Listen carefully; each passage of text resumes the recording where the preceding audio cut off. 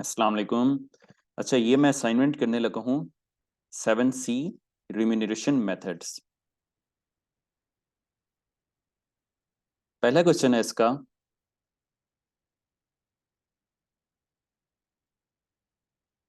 Question number 1। An employee is paid on a piece work basis as follows. बल्कि आप ये बात याद रखें, जब भी क्वेश्चन आपने अटेम्प्ट करना हो तो आप डाटा जो है ना, मतलब ये वाला डाटा है, इस पे आप पहले ना आया करें। आप पहले जो बोल्ड में जो चीज़ लिखी होती है ना, बोल्ड में डार्क कलर में, इसको पहले रीड किया करें।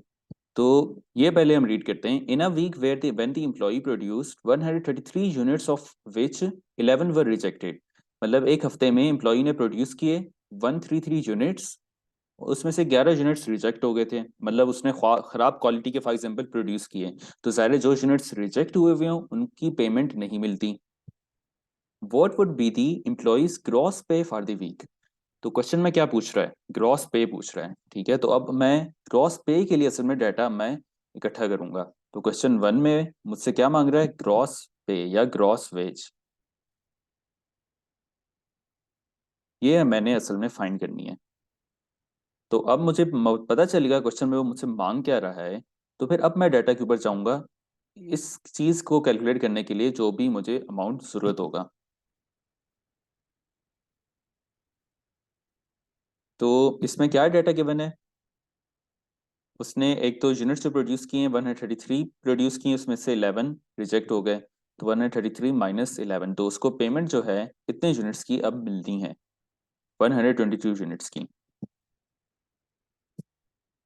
तो अब रेट्स जो हैं उसके लिए क्या लिखा हुआ है, only the additional units qualify for the higher rate and rejected units do not qualify for payment. ठीक है, ये इसने ना भी लिखा होता तो फिर भी हम ये काम वैसे ही कर लेते। ठीक है। अच्छा, इसमें आपके पास कोई भी चीज नहीं गिवन कि कैसे पेमेंट होनी है, तो आप याद रखें जब आपको कुछ भी नहीं गिवन होता कि रेट किस किस पे लगना है, तो आपने एज्यूम कर लेना है कि जो दूसरा वाला केस था, मतलब पीस वर्क सिस्टम में दो केस थे। पीस वर्क सिस्टम में वैसे आपके पास तीन टाइप्स थी पीस वर्क सिस्टम की, उसमें जो सबसे कॉमनली यूज होता है वो है डिफरेंशियल पीस वर्क। तो ये वाला क्वेश्चन है डिफरेंशियल पीस वर्क सिस्टम का। तो डिफरेंशियल पीस वर्क में दो केस थे। केस 1 था new rate applied to all units produced. ठीक है, जो न्यू रेट होगा वो हर यूनिट पे अप्लाई हो जाएगा। ऐसे कोई डिफरेंट रेट नहीं मिल रहा होता होगा डिफरेंट आपके पास यूनिट्स पे, एक ही रेट होगा हर यूनिट पे वो लग जाएगा। अगर फॉर एग्जांपल 122 यूनिट्स हैं, केस 1 अगर यूज हो रहा हो तो फिर क्या होगा, आपके 122 यूनिट्स इस रेंज में फॉल करते हैं $3 पर यूनिट वाले में। तो 122 मल्टीप्लाई बाय 3 हम कर लेते अगर केस 1 होता तो। लेकिन यहाँ पे केस 1 नहीं है, केस 2 है, क्योंकि वो प्राइमरी है। मतलब प्राइमरी होता है कि आपके पास बाय डिफॉल्ट, मतलब आपके पास कुछ ना गिवन हो कि कौन सा केस यूज करना है, तो आपने ये वाला केस यूज करना है। इसलिए इसे प्राइमरी कहते हैं, मतलब main important.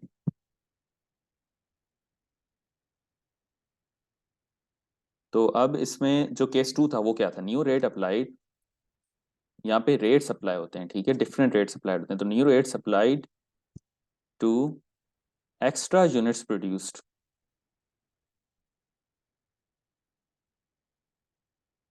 Above threshold. Threshold किसे कहते हैं, लिमिट को।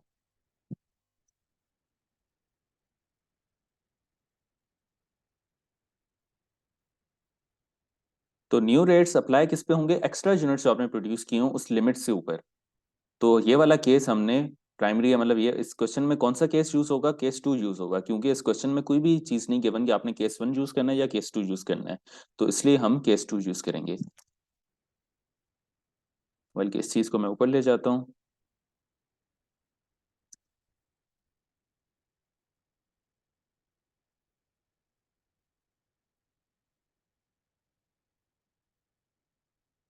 122 यूनिट्स पर हमने रेट अप्लाई करना है।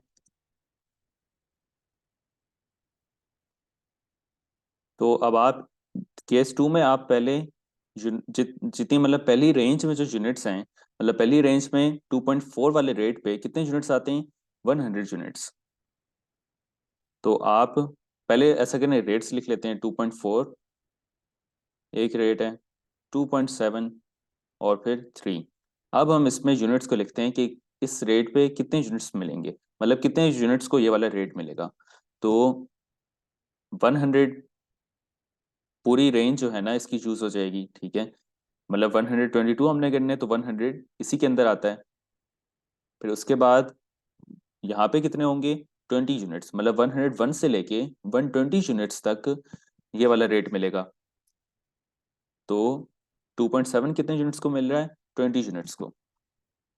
इन दोनों को प्लस करोगे 120 बना, बाकी कितने बचे, 2। तो आपके जो 3 रेट है, लास्ट जो रेट है उस पे वो 2 यूनिट्स को मिलेगा। इन तीनों का जो सम है ये 122 आना चाहिए। बेशक आप खुद से चेक कर लिया करो। आप लगाते हैं रेट मल्टीप्लाई बाय दिस, ठीक है। इन तीनों को प्लस कर लेते हैं, 300 हमारा आंसर आया। ये क्या चीज़ है, 122 यूनिट्स थे, या इन्हें क्वालिफाइड यूनिट्स कह लो। वो यूनिट्स जो एम्प्लॉय ने प्रोड्यूस किए हैं और जो क्वालिफाई कर गए हैं, मतलब है कि उनकी क्वालिटी वाइज वो अच्छे हैं। और ये क्या है, कॉस्ट इनकी। तो अब आपसे वो मांग क्या रहा था, ग्रॉस ग्रॉस पे मांग रहा था, ठीक है। तो ग्रॉस पे हमारी क्या हुई, 300, इतने यूनिट्स के लिए। अगर उसने इस वीक में इतने यूनिट्स प्रोड्यूस किए हैं तो उसकी ग्रॉस वेज बन रही है $300। ये हमारा आंसर है, ठीक है। फिर आगे चलते हैं। टोटल यूनिट लेबर कॉस्ट इसमें मांग रहा है। A manufacturing organization operates a piecework system of wage payment। अच्छा, पहले मैं बल्कि लिख लूँ इस तरह से जैसे क्वेश्चन 1 में मैंने लिखा था। यूनिट लेबर कॉस्ट वो मांग रहा है, इस तरह से आप लिख लिया करें तो आपके लिए आसान होता है। मतलब आपको पता होता है एग्जैक्टली कि आपने क्या चीज़ ढूंढनी है। तो इस तरह से आप क्वेश्चन सॉल्व करेंगे तो आप डिस्ट्रैक्ट नहीं होंगे खामा खामे फालतू की इंफॉर्मेशन से। फॉर एग्जांपल उसने कोई क्वेश्चन में इंफॉर्मेशन फालतू की कोई दी हुई है जो यूनिट लेबर कॉस्ट की कैलकुलेशन में रेलिवेंट नहीं है, तो मैं उसे अब इग्नोर कर दूंगा, क्योंकि मैंने अपना मकसद ढूंढ लिया, मैंने क्या करना है, यूनिट लेबर कॉस्ट फाइंड करनी है। तो अब यूनिट लेबर कॉस्ट फाइंड करने के लिए वैसे क्या फार्मूला था, total labour cost divided by units produced. Unit labour cost या लेबर कॉस्ट पर यूनिट एक ही बात है, लेबर कॉस्ट पर यूनिट यहाँ पे लिख देता हूँ। ऊपर भी जो चीज लिखी है वो भी यही चीज है, ठीक है, सेम मतलब है इन दोनों का।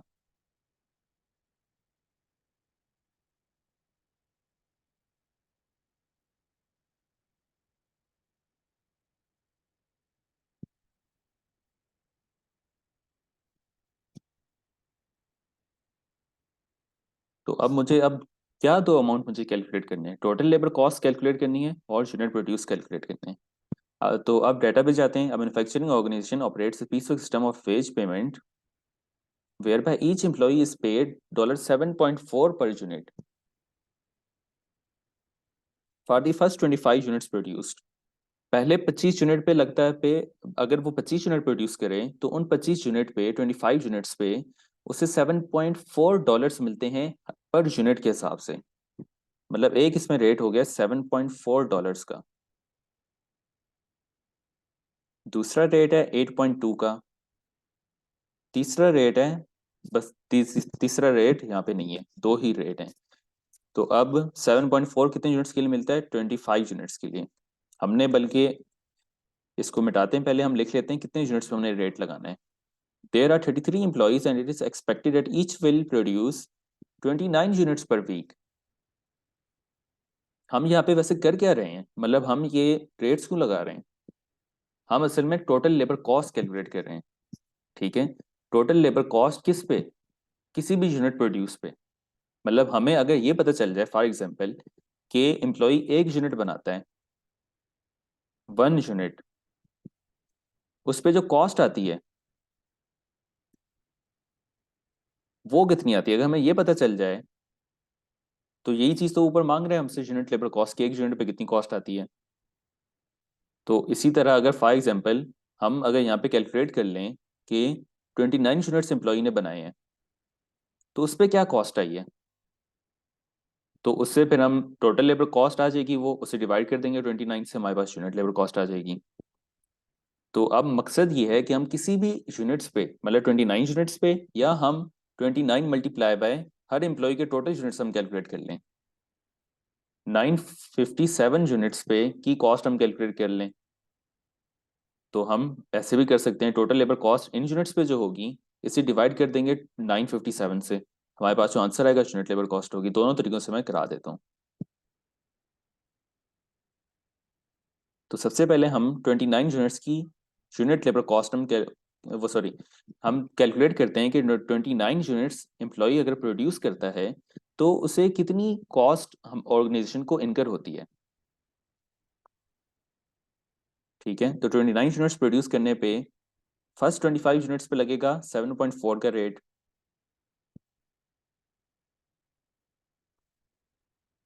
फिर 8.2 लगेगा रेट, उसने लिखा हुआ है पर 8.2 per unit for any units in excess of this amount.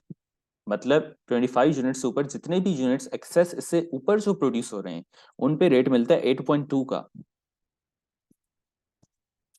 तो इसका मतलब है 25 से ऊपर कितने 4 यूनिट्स हैं यहाँ पे, अगर 29 यूनिट्स प्रोड्यूस होते हैं तो। ठीक है, इन दोनों को प्लस करो, देखो 29 आता है। तो 4 पे मिलेगा 8.2 का रेट, तो इन दोनों को अब हम मल्टीप्लाई कर देंगे।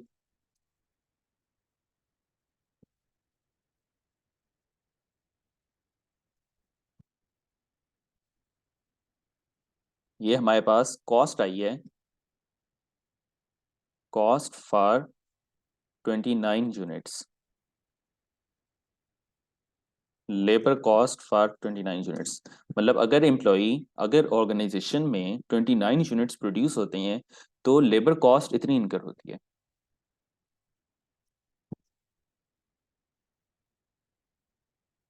ठीक है, तो अब इन इन दोनों फिगर्स को हम डिवाइड कर देंगे आपस में, मतलब labour cost divided by unit produced, sorry. तो हमारे पास इसका आंसर आ जाएगा is equal to this divided by this. ये हमारा आंसर होगा 7.51। ठीक है, 7.51 ये हमारा आंसर है। अच्छा, और अब आप यहाँ पे हमने देखो सिर्फ एक एम्प्लॉय का हमने कैलकुलेट किया है, हम 33 एम्प्लॉयज का भी हम कैलकुलेट कर सकते हैं। उसके लिए हम सिंपलीफाई सिंपल, एक एम्प्लॉय अगर 29 यूनिट्स प्रोड्यूस करता है तो 33 एम्प्लॉयज कितने यूनिट्स प्रोड्यूस कर रहे होंगे, 29 मल्टीप्लाई बाय 33, कॉस्ट कितनी आ रही होगी,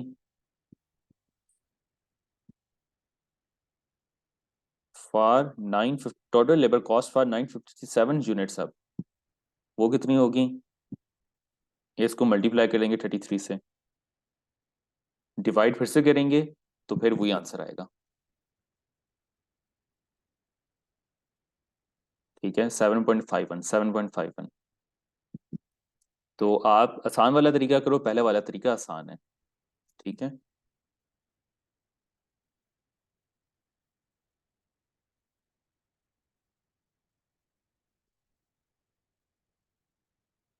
ये सेकंड क्वेश्चन हो गया, अब आते हैं थर्ड क्वेश्चन पे।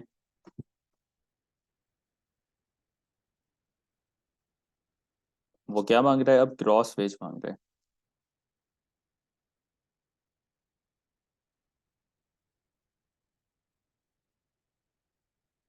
HS operates an incentive scheme based on differential piecework. Employees are paid on the following basis. Differential piece work है, डिफरेंशियल पीस वर्क में हम क्या करेंगे, हम पहले यूनिट्स लिखते हैं कितने यूनिट्स प्रोड्यूस हुए हैं। तो HS operates an incentive scheme based on differential piecework. Employees are paid on the following basis. ठीक है, अगर आपका आउटपुट अप टू 600 यूनिट्स हो तो फिर 0.4 पर यूनिट पे मिलती है, अगर 601 से 650 यूनिट्स तक हो तो 0.5 पर यूनिट। अब ये हमें देखना होगा डाटा को आगे बढ़ के कि ये रेट, न्यू रेट जो है हर यूनिट पे अप्लाई होगा या सिर्फ एक्स्ट्रा यूनिट्स प्रोड्यूस किए हों लिमिट से ऊपर सिर्फ उन पे अप्लाई होगा, मतलब 600 से ऊपर वालों पे। तो देखते हैं, आगे बढ़ते हैं। This is paid only upon production meeting quality standards with only the additional units qualifying for the high rate. मतलब सिर्फ एडिशनल यूनिट, मतलब 600 से ऊपर वाले यूनिट्स पे लगेगा 0.5 का रेट। ठीक है, एडिशनल यूनिट्स जो हैं qualify for the higher rate, मतलब है कि हायर रेट पे सिर्फ एडिशनल यूनिट्स क्वालिफाई करते हैं, यही वाली बात। ठीक है, मतलब केस टू, यहाँ पे केस टू की बात हो रही है। ठीक है, ना भी लिखा होता, कुछ ना लिखा होता, हम केस टू करते हैं क्योंकि वो प्राइमरी है। केस वन सिर्फ तब यूज करना है, याद रखें, जब आपको उसने मेंशन किया हो, बताया हुआ, लिखा हुआ हो कि new rate is apply to all units.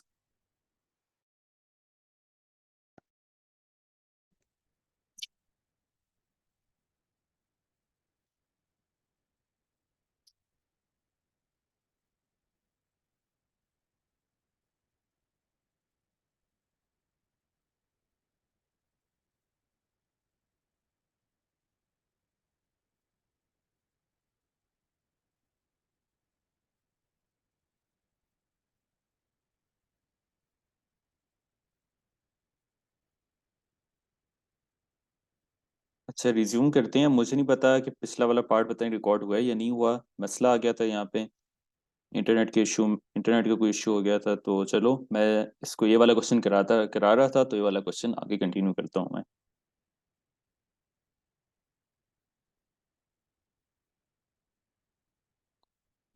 Question three था, ग्रॉस वेज वो मांग रहा है।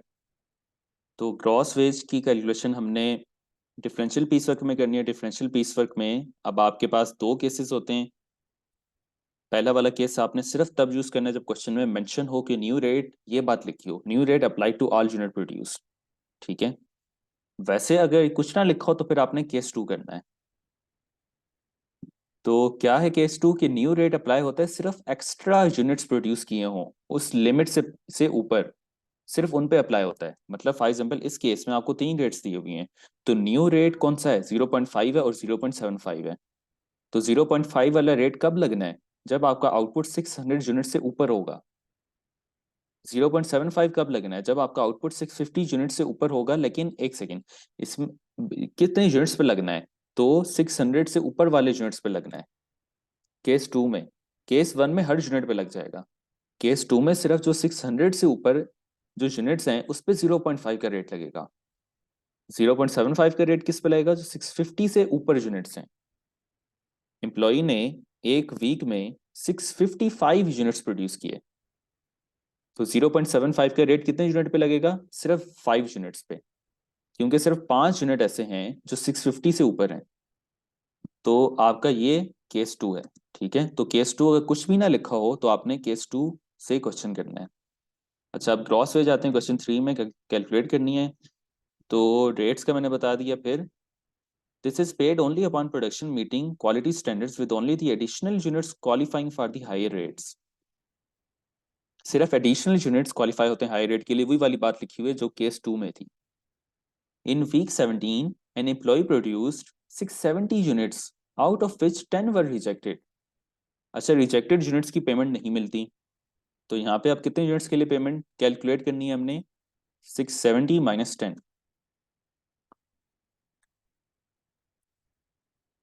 तो अब हम इसमें रेट्स लिख लेते हैं पहले, 0.4, 0.5, 0.6, 0.75, सॉरी। अब यूनिट्स लिखते हैं यहाँ पे, 600 यूनिट्स। 0.5 का रेट किसको मिलेगा, 600 से ऊपर वाले यूनिट्स को सिर्फ। ठीक है, तो 600 से ऊपर, वैसे तो टोटल यूनिट 60 हैं, लेकिन जो 650 से ऊपर हैं उन्हें 0.75 का रेट मिल रहा है। तो असल में हमने 0.5 वाला रेट हमने इस रेंज के यूनिट्स को देना है सिर्फ। मतलब 601 से लेके 650 तक जितने यूनिट्स बनते हैं, तो ये 50 यूनिट्स बनते हैं, ज़ाहिर है 50। फिर बाकी जो 10 यूनिट्स बचे हैं उन पे 0.75 का रेट मिल जाएगा। ठीक है, इन सबको प्लस कर लेना तसल्ली करने के लिए कि इनका आंसर 660 ही आता है। मल्टीप्लाई करो अब।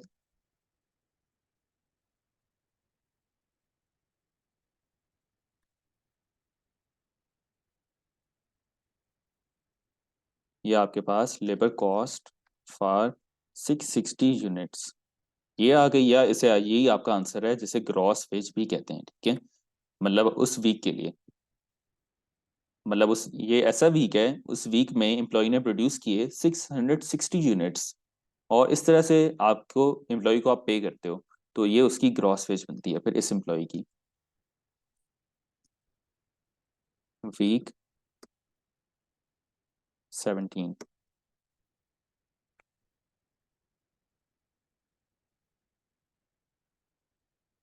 आंसर देख लेते हैं हम, 272.5। ठीक है, ये आंसर है। फिर आगे चलते हैं इस वाला क्वेश्चन पे। Which of the following methods of remuneration is not an incentive based scheme to improve productivity. Incentive based scheme क्या होती है? जहाँ पे मोटिवेशन होती है। तो और मोटिवेशन किसके लिए? प्रोडक्टिविटी को इम्प्रूव करने के लिए। तो प्रोडक्टिविटी को इम्प्रूव करने के लिए मोटिवेशन कहाँ पे नहीं होती? वो होती है टाइम रिलेटेड पे में। अगर आप कोई बोनस नहीं पे कर रहे एम्प्लॉय को, तो आप घंटों के हिसाब से पे कर रहे हो, उसने बस घंटे गुजारने हैं और उसे पेमेंट मिल जानी है, तो वो क्यों प्रोडक्टिव होगा? ठीक है, तो ज़ाहिर है वहाँ पे कोई मोटिवेशन नहीं है, कोई इंसेंटिव नहीं है प्रोडक्टिव होने के लिए। तो टाइम रिलेटेड पे में कोई भी चीज़ होगी, आवरली बेस सैलरीड एम्प्लॉयज, तो वहाँ पे प्रोडक्टिविटी का मसला आता है अगर वहाँ पे बोनस नहीं है तो स्ट्रेट पीस वर्क पहला ऑप्शन है। स्ट्रेट पीस वर्क में तो आपको यूनिट के हिसाब से आप पे कर रहे होते हो, तो एम्प्लॉय अगर प्रोडक्टिव नहीं होगा, काम नहीं करेगा, तो उसे पेमेंट मिलेगी ही नहीं, तो पहला ऑप्शन तो नहीं होगा। डे रेट, एक दिन के हिसाब से रेट मिल रहा है, तो ये आपका ऑप्शन होना चाहिए, क्योंकि ज़ाहिर आप टाइम के हिसाब से पे कर रहे हो, तो ज़ाहिर प्रोडक्टिव होने के लिए उसके पास कोई मोटिवेशन नहीं होगी एम्प्लॉय के पास। फिर ग्रुप बोनस है, वैसे ग्रुप बोनस भी ज़ाहिर है आपके पास इंसेंटिव है, तो ये तो आपके पास प्रोडक्टिविटी को इम्प्रूव करने के लिए ही असल में बोनस दिया जाता है, तो ये वाला ऑप्शन नहीं होगा। डिफरेंशियल पीस वर्क सिस्टम है, वो भी नहीं होगा। स्ट्रेट पीस वर्क भी नहीं है, तो डे रेट हमारा ऑप्शन है। फिर इस पे आते हैं, बिल्कुल ये इसी तरह का क्वेश्चन है जैसे क्वेश्चन 3 था। क्वेश्चन 4 का हमारा ऑप्शन था डे रेट। अब आते हैं क्वेश्चन 5 पे।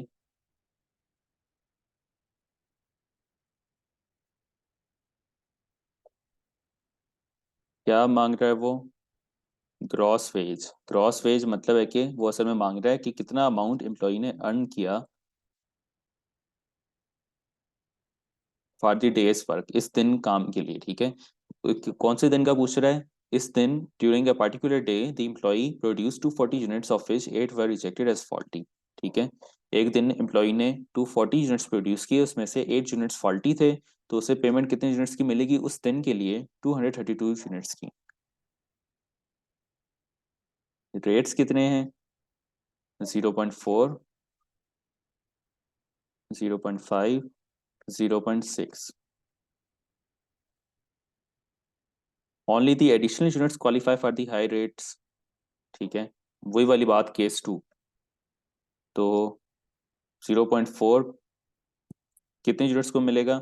100 यूनिट्स पे 0.4 का रेट मिलेगा, 0.5 पे 100 यूनिट्स को, फिर बाकी कितने बचे? 32 यूनिट्स पे ये वाला rate, multiply by this,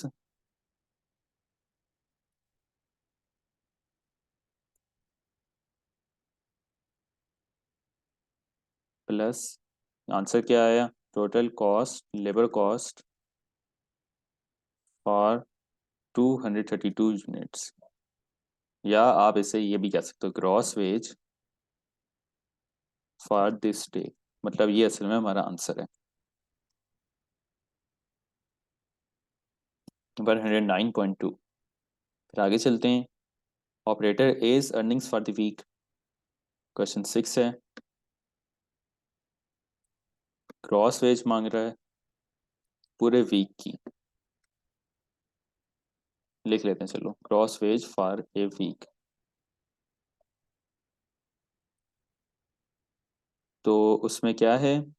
a company operates a piecework scheme to pay its staff. The staff receives 0.2 for each unit produced. However, the company guarantees that every member of staff receive at least 15 per day.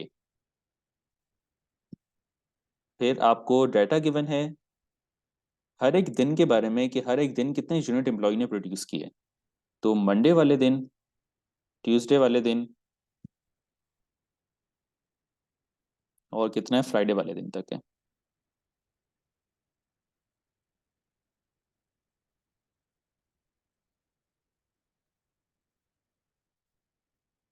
तो Monday वाले दिन उसको कितनी मिल रही होगी पे, हम calculate कर लेते हैं जो उसने अर्न किया होगा अमाउंट, अगर मतलब आपका कैलकुलेटेड पे जो है, ठीक है, गारंटीड वेज में क्या होता है जब गारंटीड अमाउंट मिल रहा होता है,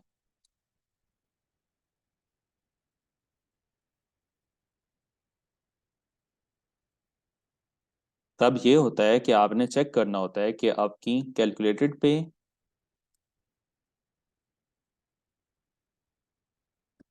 हायर है अगर गारंटीड अमाउंट से, तो फिर क्या मिलेगा, कैलकुलेटेड पे मिल जाएगी उस दिन। अगर गारंटीड अमाउंट ज़्यादा है कैलकुलेटेड पे से, तो फिर गारंटीड अमाउंट मिलेगा, मतलब गारंटीड अमाउंट मिलना है। लेकिन अगर कैलकुलेटेड पे अगर ज़्यादा है तो फिर कैलकुलेटेड पे मिलनी है, मतलब उसमें गारंटीड अमाउंट में प्लस नहीं होना। ठीक है, तो अब जो कैलकुलेटेड पे है वो कितनी बनती है, मतलब है कि जो आप पीस वर्क सिस्टम से कैलकुलेट करोगे पे को, तो ये बनती है 0.2 मल्टीप्लाई बाय 90, 18 बन रही है। क्या 18 15 से ज़्यादा है, बिल्कुल ज़्यादा है। तो उसे मंडे वाले दिन के लिए क्या अमाउंट उसका बन रहा होगा पे का, $18। ट्यूसडे वाले दिन पे आते हैं फिर, is equal to 0.2 multiply by 70, 70 units ने ट्यूसडे को प्रोड्यूस किए, एंटर 14, 14 बन रहा है तो उससे 14 तो नहीं मिलेगा, उसे फिर गारंटीड अमाउंट मिल जाएगा 15।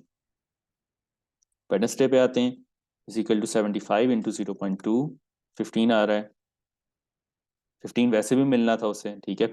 फिर आते हैं थर्सडे पे, 60 मल्टीप्लाई बाय 0.2, 12, 12 तो 12 उसकी कैलकुलेटेड पे बन रही है, तो अब उसे ये ये वाला अमाउंट नहीं मिलेगा, उससे 15 मिल जाएगा जो गारंटीड अमाउंट था। फिर 90 multiply by 0.2, $18।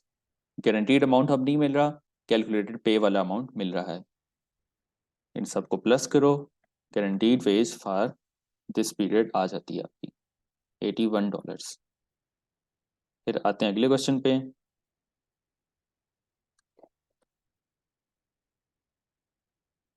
Gross earnings for the week, gross wage for the week, ये मांग रहे हैं हमसे।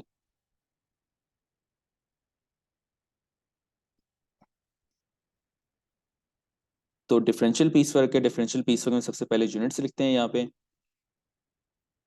During a particular week, an employee makes 380 units, of which 35 were rejected as faulty. तो 380 यूनिट्स उसने बनाए लेकिन 35 रिजेक्ट हो गए, क्वालिटी अच्छी नहीं थी फॉर एग्जांपल। तो 345 यूनिट्स की पेमेंट उसे मिलनी है। तो अब रेट्स लिखते हैं। रेट्स आपके अप्लाई कैसे होने, only the additional units qualify for the higher rates.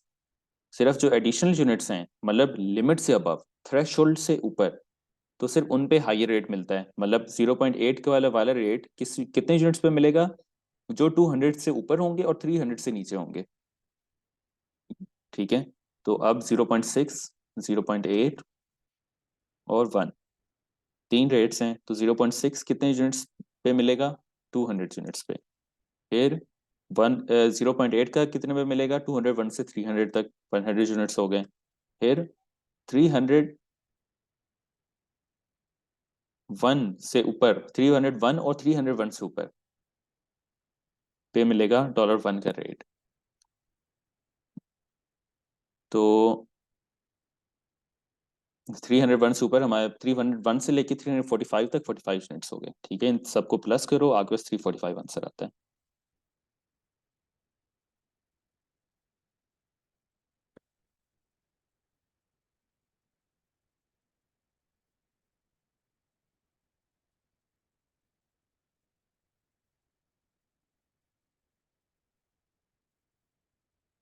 ये क्या है, total labour cost for 345 units,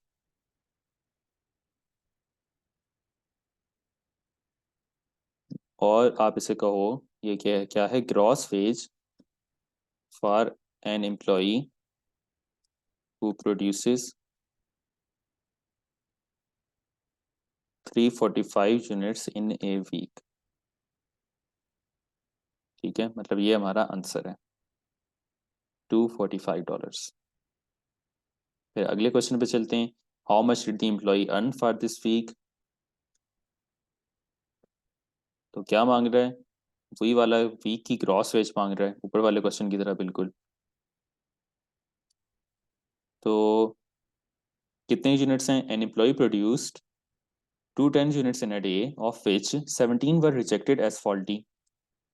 तो is equal to 210 units produce किए, 17 रिजेक्ट हो गए, तो 193 यूनिट्स की पे उसे मिलनी है, जो हम कैलकुलेट करते हैं अभी।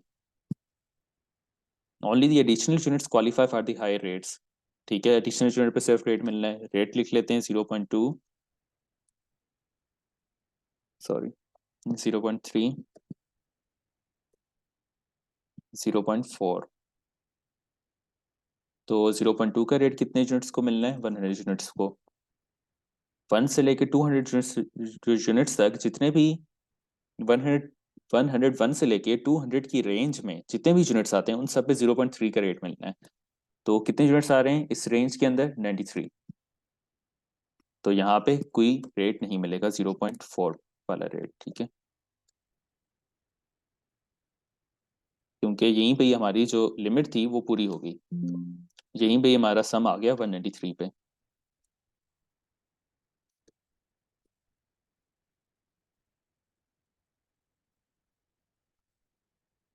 लेबर कॉस्ट फॉर 193 यूनिट्स, या आप इसको कहो gross wage for this week. इस एम्प्लॉय की ये ग्रॉस वेज है, तो 47.9। फिर आगे चलते हैं। What wage is paid to the employ.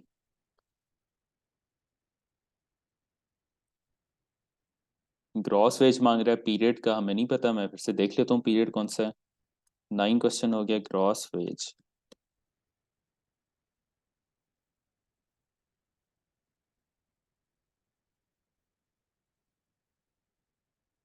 तो चलो, कितने यूनिट्स उसने produce, an employ produced 512 units in a day, of which 17 were rejected as faulty. तो वैसे ग्रॉस वेज यहाँ पे क्या है, फॉर ए डे है, फॉर ए डे। तो कितने यूनिट्स उसने प्रोड्यूस किए, 512 माइनस 17 यूनिट्स रिजेक्ट हो गए, तो उनकी पेमेंट नहीं मिलनी। रेट्स अब हम लिखते हैं, only the additional units qualify for the high rates. ठीक है, तो फिर अब हम रेट्स लिखते हैं, 0.5, 0.2, 0.25। फिर यूनिट्स लिखते हैं, 200 यूनिट्स पे ये रेट मिल गया। फिर 201 से लेके 500 यूनिट्स की रेंज में जितने यूनिट्स आए तो उन पे 0.2 का रेट मिलता है। तो कितने यूनिट्स आ रहे हैं वो, 295 आ रहे हैं। और फिर ये वाला रेट 0 यूनिट्स को मिल रहा है, इन दोनों तीनों को प्लस करो, 495 आंसर आता है। तो इनको अब मल्टीप्लाई करो,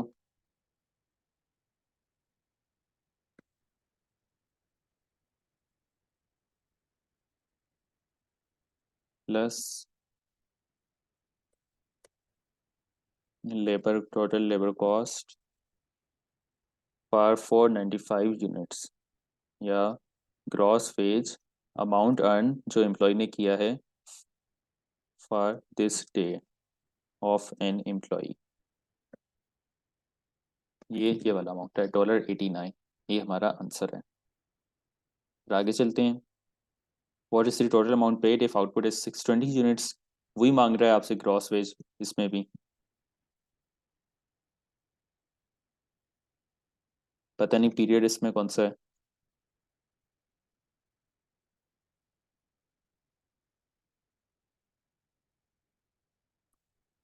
तो उसने पीरियड नहीं बताया हुआ, ठीक है, तो ग्रॉस वेज सिंपली वो मांग रहा है। तो 620 यूनिट्स आपने प्रोड्यूस किए, 20 यूनिट्स पे वो टोटल पे मांग रहा है, तो फिर अब इसमें differential piece work has a basic rate of 0.5 per unit. ठीक है, output in addition of to 500 units is paid at higher rates.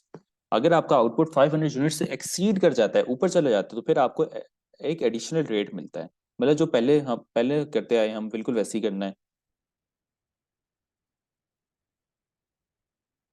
The premiums, premium का क्या मतलब होता है? एक्स्ट्रा, ठीक है।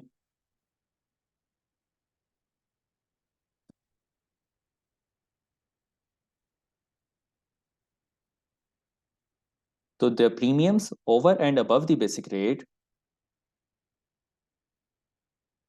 which apply only to additional units over the previous threshold are, आपका प्रीमियम्स क्या है? एक्स्ट्रा रेट, मतलब ये 0.05 क्या है? रेट, पूरा रेट नहीं है, ये एक्स्ट्रा रेट है। मतलब फॉर एग्जाम्पल आप कह रहे थे कि वैसे नॉर्मली एम्प्लॉय को मिलता है $2 पर यूनिट, आप उसे पे कर देते हो। आप अब कह रहे हो कि मैं उसे फॉर एग्जाम्पल वो 500 से ऊपर यूनिट्स प्रोड्यूस करे तो मैं उसे $3 पे करूंगा पर यूनिट।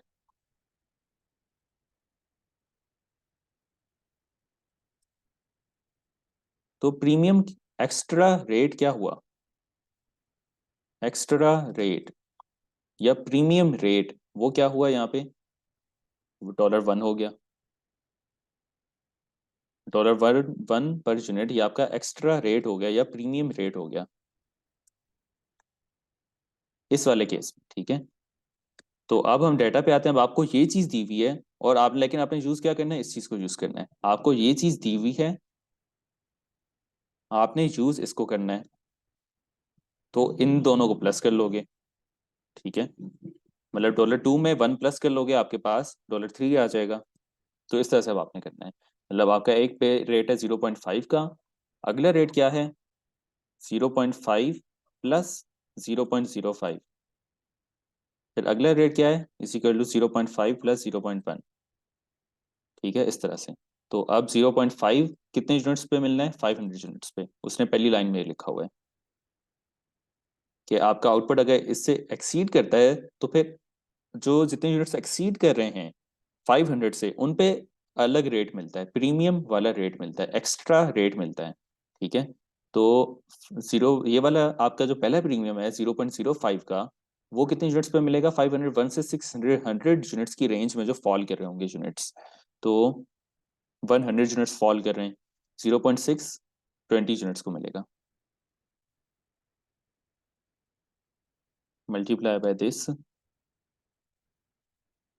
प्लस किया और इन सबको ऐड कर दिया, ये हमारा आंसर होना चाहिए 317, ठीक है। चलो अब आगे चलते हैं। लास्ट क्वेश्चन है।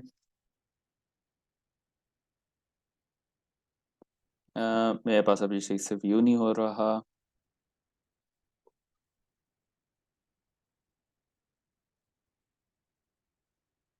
यहाँ पे सही से व्यू हो रहा है, ठीक है।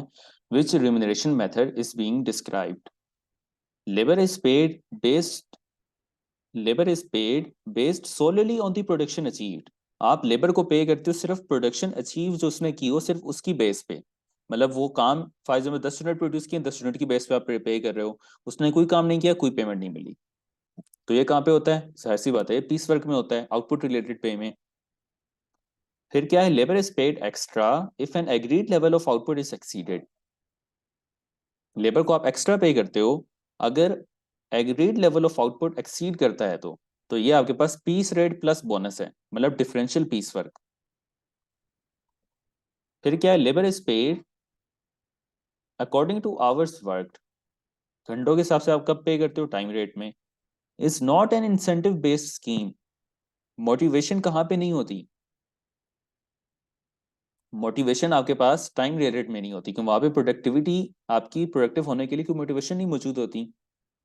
पीस वर्क में ज़ाहिर काम नहीं करेगा, तो फिर आपके पास काम नहीं करेगा, उसे पेमेंट नहीं मिलनी। दोनों पीस वर्क में ऐसे ही होना है। तो not an incentive based scheme कौन सी वाली है? Time rate. फिर work is usually monitored to maintain quality. आपको आउटपुट रिलेटेड पे में या पीस वर्क सिस्टम में आपको काम को मॉनिटर करना पड़ता है। जो आप एम्प्लॉय ने प्रोडक्शन की है, यूनिट्स जो प्रोड्यूस किए हैं, आउटपुट जो प्रोड्यूस किया, उसे मॉनिटर करना पड़ता है लाजमी, क्योंकि एम्प्लॉय के पास मोटिवेशन होती है कि वो जल्दी जल्दी यूनिट्स बनाए और काम खत्म करे, जान छुड़ाए काम से, क्योंकि उससे जितने ज्यादा यूनिट्स प्रोड्यूस करेगा उससे उतनी पे मिलेगी, ठीक है। तो ये आपके पास यहाँ पे होता है, पीस वर्क में भी और पीस रेट प्लस बोनस में भी, दोनों में, ठीक है। जो भी आउटपुट रिलेटेड पे होती है तो वहां पे आपको क्वालिटी को मॉनिटर करने की जरूरत पड़ती है। यहाँ पे work is usually monitored to maintain productivity, productivity को, एफिशिएंसी को मॉनिटर करने की कहाँ पे जरूरत पड़ती है? टाइम रेट पे। ठीक है, तो बस ये इसके आंसर्स हैं। बाकी अब मैं देखता हूँ, पता नहीं अब पहले वाले क्वेश्चन 3 रिकॉर्ड हुए या नहीं हुए, तो चलो मैं उन्हें भी रिकॉर्ड कर लेता हूँ एक बार फिर से।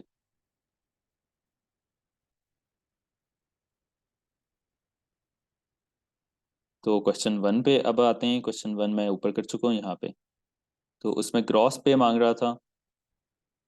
इन a week when employ produced 133 units of which 11 were rejected, what would be the employee's gross pay for the week?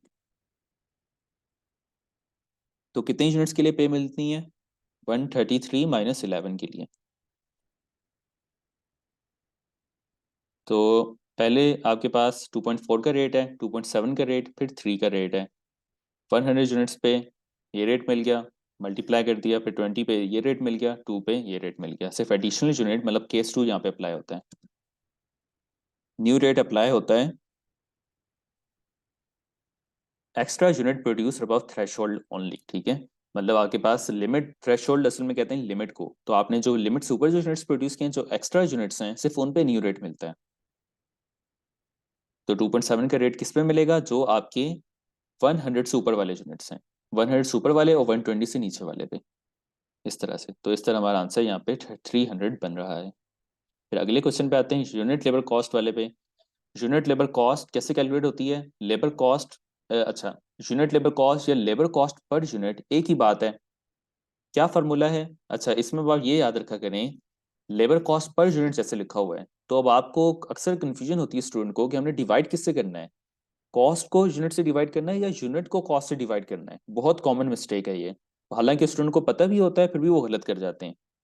तो इसके लिए आप याद रख लें, हमेशा जब भी पर के बाद जो चीज लिखी होगी ना, PER पर के बाद जो चीज लिखी होगी उससे आपने डिवाइड करना होता है हमेशा। तो total labour cost divided by units produced, हमारे पास जो आंसर आएगा इसका, ये हमारे पास वैसे फार्मूला है यूनिट लेबर कॉस्ट कैलकुलेट करने का। तो अब हमें क्या कैलकुलेट करना है इस क्वेश्चन में? टोटल लेबर कॉस्ट पता चल जाए हमें, तो हम यूनिट लेबर कॉस्ट कैलकुलेट कर सकते हैं, और यूनिट प्रोड्यूस हमें पता चल जाए। तो अब हमें फॉर एग्जांपल आपको डाटा गिवन है कि 500 यूनिट्स एम्प्लॉय ने प्रोड्यूस किए एंड $1000 इज पेड। तो यूनिट लेबर कॉस्ट क्या हुई? 1000 डिवाइडेड बाय 500। तो आपको किसी भी एक्टिविटी लेवल पे कितने भी यूनिट प्रोड्यूस के लिए, मतलब आपको फॉर एग्जांपल 400 यूनिट्स प्रोड्यूस हुए, तो आपको कॉस्ट पता चल गई, are produced and $800 are is paid. तो मतलब किसी भी एक्टिविटी लेवल पे अगर आपको कॉस्ट पता चल जाए, तो आप यूनिट लेबर कॉस्ट कैलकुलेट कर सकते हो।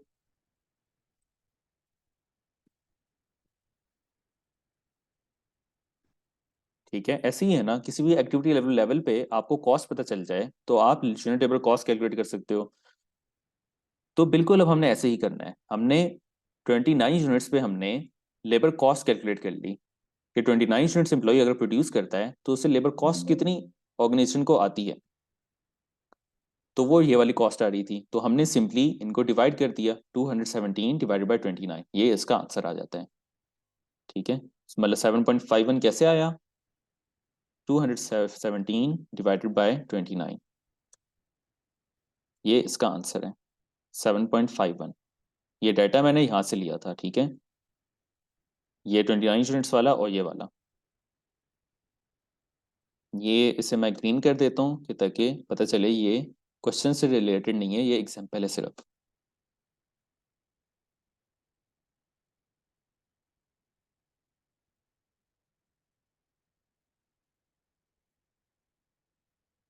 फिर आगे चलते हैं क्वेश्चन 3 पे। उस पर क्योंकि ग्रॉस वेज मांग रहा है, तो एम्प्लॉय ने प्रोड्यूस किए 670 यूनिट्स में से 10 रिजेक्ट हो गए। तो फिर न्यू रेट जो अप्लाई होता है एक्सेस यूनिट्स पे, एडिशनल यूनिट्स पे सिर्फ अप्लाई होता है, मतलब केस 2 है सिर्फ। तो 600 यूनिट्स पे ये रेट मिला, 50 पे ये, 10 पे ये, इस तरह से आपकी इनको आपस में मल्टीप्लाई किया, हमारे पास ये आंसर आ जाता है। प्लस किया सबको, 272.5 आपका आंसर आ गया। ठीक है, क्वेश्चन 3 हो गया, क्वेश्चन 5 मैंने करा दिया था।